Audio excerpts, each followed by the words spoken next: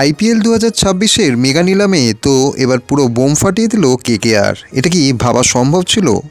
অস্ট্রেলিয়ার ক্যামেরন গ্রিনকে কত দিয়ে কিনলো তা কি জানেন? 25 কোটি টাকা। আইপিএলের ইতিহাসে অন্যতম দামি খেলোয়াড় এখন আমাদের কেকেআরে রয়েছে।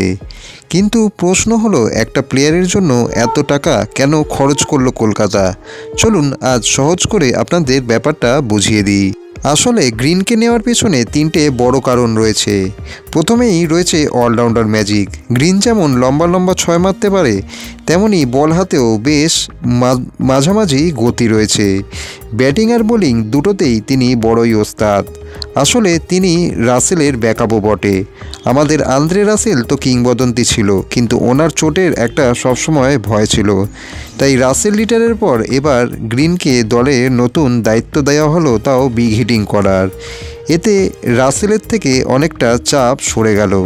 আর ভবিষ্যতের কথা তো এখানে রয়েছেই। গ্রিনের বয়স খুব একটা বেশি নয়, খুব কমই।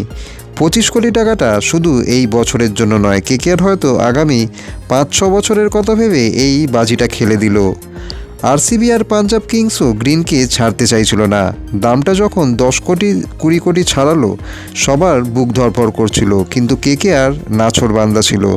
শেষে 25 কোটিতে গিয়ে যখন হাতুড়ি পড়ল, তখনই সবাই স্বস্তির নিঃশ্বাস পেল।